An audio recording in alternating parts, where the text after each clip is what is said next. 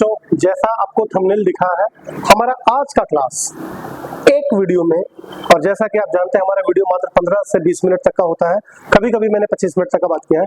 पूरा क्लास में मैं एक चैप्टर आपको देने वाला हूं, इलेक्ट्रोमैग्नेटिक वेव्स, जो हमारे फिजिक्स का सबसे छोटा चैप्टर है। इसके बाद आपका चालू होने वाला ऑप्टिक्स, जो कि फिजिक्स का सबसे बड़ा चैप्टर है। तो आज हम लोग आते हैं इलेक्ट्रोमैग्नेटिक वेव को लेके। इलेक्ट्रोमैग्नेटिक वेव में बेसिकली 3 सवाल है। इलेक्ट्रोमैग्नेटिक वेव क्या है, इसका प्रॉपर्टीज, इलेक्ट्रोमैग्नेटिक स्पेक्ट्रम क्या है, हर एक रे का यूज, एक छोटा सा डिस्प्लेसमेंट करंट क्या होता है, और कुछ साल पहले तक इसमें टीवी टावर हुआ करता था। अब वो टीवी टावर आपके सिलेबस में नहीं है, ना तो जैक सिलेबस में, ना तो सीबीएसई सिलेबस में। तो हम इलेक्ट्रोमैग्नेटिक वेव को स्टार्ट करें उससे पहले हम बात करना चाहेंगे आपसे वेव क्या है, क्योंकि जब तक आपको वेव और वेव का नेचर समझ में नहीं आएगा तब तक इलेक्ट्रोमैग्नेटिक वेव को आप समझ नहीं सकते हैं, या तो आपको याद करनी पड़ जाएगी। तो वेव होता क्या है, एग्जाम्पल के तौर पे हम लोग देखें तो एक शांत तालाब, अगर हम किनारे से पत्थर वहां फेंके बीच में, तो वहां से गोल गोल रिपल्स निकलती है, और रिपल्स धीरे धीरे होते होते इंड तक चली जाती है। तो जहां पर पत्थर हमारा गिरा, वहां पार्टिकल्स को डिस्टर्ब किया, यानी कि लिक्विड के पार्टिकल्स को डिस्टर्ब किया, और डिस्टरबेंस बगल वाले पार्टिकल्स में हैंड ओवर हो गए। इस टाइप से धीरे धीरे डिस्टरबेंस सेंटर से लेके किनारे तक चले गए। तो वेव एक प्रकार का बोला जाए तो डिस्टरबेंस होता है। वेव एक प्रकार का डिस्टरबेंस है। तो हम लोग पहले बात करते हैं वेव क्या है। Wave is the form of disturbance, wave is the form of disturbance which travel through material medium due to repeated periodic motion of the particles of medium about their mean position and disturbance hand over from one particle to other particles of the medium। चलिए, मैंने एक लंबा बोला but मैं इसको तोड़ तोड़ के दिखाता हूं मैंने क्या बोला। वेव एक प्रकार का डिस्टरबेंस होता है। Wave is the form of disturbance which travel through material medium, जो कि material medium से होकर ट्रेवल करता है due to repeated periodic motion of the particles of medium about their mean position। अपने mean position के along वो repeated periodic motion show करता है, and disturbance hand over from one particles to other particles। एक बार last, wave is the form of disturbance which travel through material medium due to repeated periodic motion of the particles about their mean position and disturbance hand over from one particles to another particles of the medium। आइए हम लोग देखते हैं wave को statement में। Wave is the form of disturbance which travel through a material medium due to repeated periodic motion of the particles of medium about their mean position and the disturbance handed over from one particles to another particles of the medium is called wave। Wave एक प्रकार का disturbance होता है। Wave दो type की होती है। पहला एक mechanical wave, it is also called elastic wave, और दूसरा है हमारा इलेक्ट्रोमैग्नेटिक वेव। मैकेनिकल वेव क्या है, जिस वेव को, the wave which required material medium for their propagation, जिस वेव को चलने के लिए मीडियम का रिक्वायरमेंट होता है, या सॉलिड हो या लिक्विड हो या गैस हो, कोई भी मीडियम, या सॉलिड मीडियम या लिक्विड मीडियम या गैस मीडियम। तो the wave which require material medium solid liquid gas for its propagation are called mechanical wave या तो इलास्टिक वेव। एग्जांपल में साउंड वेव एक मैकेनिकल वेव है, इसको माध्यम चाहिए। Water wave, wave in solid और लिक्विड, ये सब हमारी होती है मैकेनिकल, जिसको चलने के लिए मीडियम का रिक्वायर्ड होता है, सॉलिड या लिक्विड या गैस। जबकि इलेक्ट्रोमैग्नेटिक वेव एक ऐसा वेव होता है, the wave which do not required any material medium for its propagation, इसको चलने के लिए मीडियम का रिक्वायरमेंट नहीं होता है। तो जिस वेव को चलने के लिए मीडियम रिक्वायरमेंट नहीं होता है, दिस इज इलेक्ट्रोमैग्नेटिक वेव, और जिसको चलने के लिए मीडियम की जरूरत पड़ती है, दिस इज मैकेनिकल वेव। अब जैसे लाइट वेव, या तो cosmic, gamma, x, UV, visual, infra, micro, radio, सब के सब हमारे इलेक्ट्रोमैग्नेटिक वेव है। अब हम लोग देखते हैं वेव मोशन के आधार पर दो टाइप की होती है। वेव के तो दो टाइप आपने देखा, मैकेनिकल और इलेक्ट्रोमैग्नेटिक, जबकि वेव मोशन के आधार पर दो टाइप की होती है, एक ट्रांसवर्स और एक लॉन्गिट्यूडिनल। अब ट्रांसवर्स वेव के, जो वेव इस कदर का मोशन में चलती है, ऊपर नीचे, यानी कि हम देखने वाले हैं transverse wave. The wave motion, एक ऐसा wave motion, the wave motion in which the particles of medium, the wave motion in which the particles of medium vibrate about their mean position at right angle vibrate about their mean position at right angle, मैंने mean position से right angle movement करता है, ऊपर नीचे। तो the wave motion in which the particles of medium vibrate about their mean position at right angle to the direction of propagation. मतलब ये wave का मूवमेंट अगर हम लोग देखें तो ऊपर नीचे होती है। ऊपर वाले को क्रस्ट बोलते हैं, नीचे वाले को ट्रफ बोलते हैं। ये ऊपर क्रस्ट हो गई, दो क्रस्टों के बीच की दूरी लेमडा हो गई, दो ट्रफों के बीच की दूरी लेमडा हमारी हो गई। ये हमारा टाइम पीरियड हो गया, ये t/t हो गया। तो ये वेव आप देखें, तो the wave motion in which the particles of medium vibrate about their mean position at right angle to the direction of propagation of wave, this wave is called transverse. जैसे सारा electromagnetic wave, या light wave हो, x ray हो, cosmic हो, gamma हो, UV हो, सारे के सारे ट्रांसवर्स होते हैं। दूसरा, ripples on surface of water के सरफेस पे आप देखे होंगे लहर जो चलती है ऊपर नीचे, ये भी ट्रांसवर्स नेचर की होती है। या तो धागा को हम लोग टाइट करके बांध दें और बीच में हिलाएं तो धागे में भी ये वेव पैदा होती है, दिस इज ट्रांसवर्स वेव। जबकि लॉन्गिट्यूडनल वेव क्या होता है? The wave in which the particles of medium vibrate to and fro, आगे एंड पीछे, बैक एंड फोर्थ, जो भी बोल सकते हैं, आगे पीछे या बैक फोर्थ या to and fro. The wave motion in which the particles of medium vibrate back and forth about their mean position, आगे पीछे, back and forth, to and fro, back and forth about their mean position along the direction of propagation of wave। एक बार फिर से, the wave motion in which particles of medium vibrate back and forth about their mean position along the direction of propagation of wave। Example में आपका sound wave, और ये wave जब movement करते हैं तो गौर से इसको देखा जाए, कहीं चपा हुआ है, कहीं खुला हुआ है, फिर कहीं चपा है, कहीं खुला है। तो जहां चपा है, it is compression, it is rarefaction, it is compression, it is rarefaction. अब वहां दो क्रस्ट के बीच का दूरी लेमडा था, यहाँ दो कंप्रेशन के बीच का दूरी लेमडा, दो रेयर फ्रिक्शन के बीच का दूरी लेमडा। तो वेव दो टाइप की है, मैकेनिकल और इलेक्ट्रोमैग्नेटिक। वेव मोशन दो टाइप की होती है, ट्रांसवर्स और लॉन्गिट्यूडनल। बट अब स्टार्ट करते हैं आपका मेन क्लास जो है इलेक्ट्रोमैग्नेटिक वेव, क्योंकि बिना इसको आपको इलेक्ट्रोमैग्नेटिक वेव समझ में नहीं आती है। तो इलेक्ट्रोमैग्नेटिक वेव क्या है? मैक्सवेल के मुताबिक इलेक्ट्रोमैग्नेटिक वेव क्या है? The wave which contain electric field and magnetic field. एक ऐसा वेव जो कंटेन करता है electric field and magnetic field. The wave which contain electric field and magnetic field both are mutually perpendicular to each other, यानी कि दोनों परस्पर आपस में परपेंडिकुलर हो।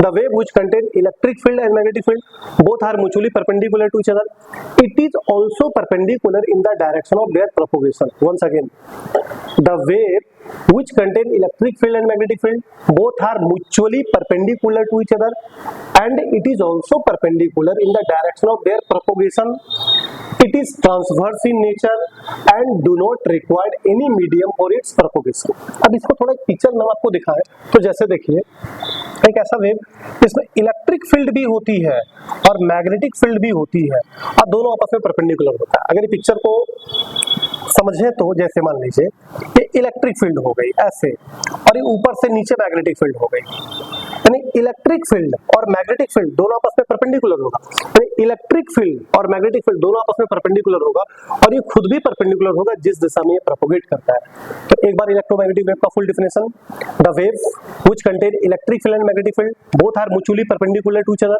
It is also perpendicular in the direction of their propagation, it is transverse in nature and do not required any material medium for its propagation.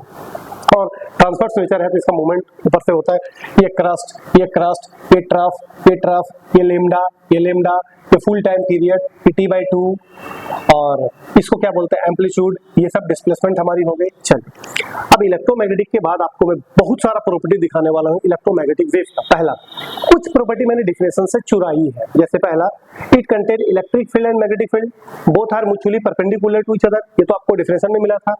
Electric field and magnetic field of electromagnetic wave are also perpendicular in the direction of their propagation, ये भी definition में हमको मिला है।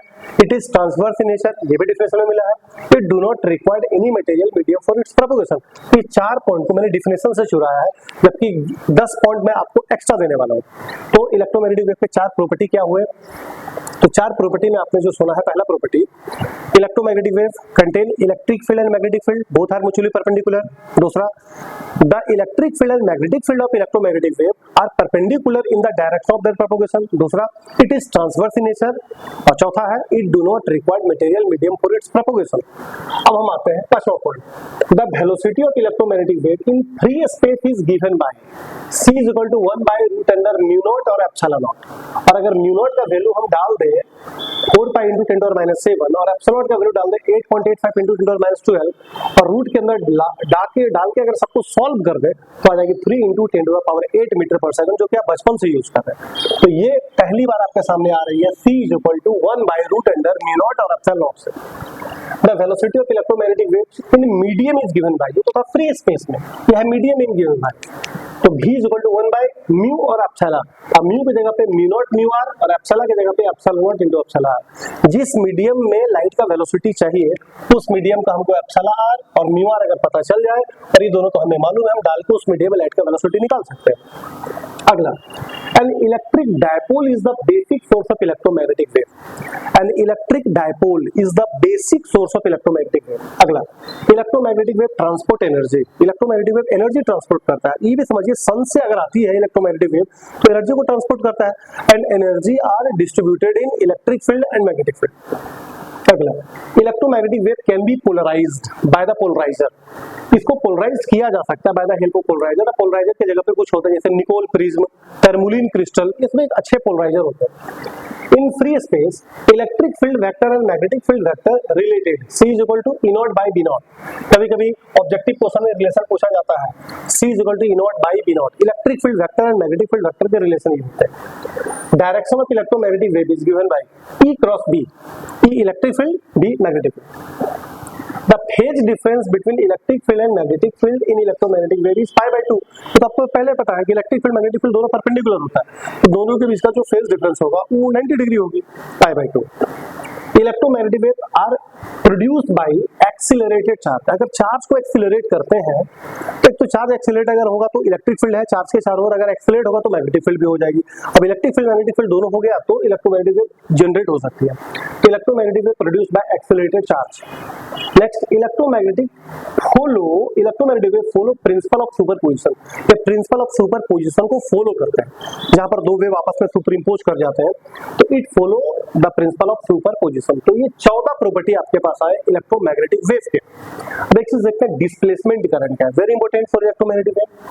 The current, क्योंकि displacement current है तो कोई करंट होगा, यूनिट तो इसका एम्पियर होने वाला है, और displacement current discovered by Maxwell, unit इसका एम्पियर होगा चूंकि कोई करंट है, and it is discovered by Maxwell. क्या होता है ये करंट?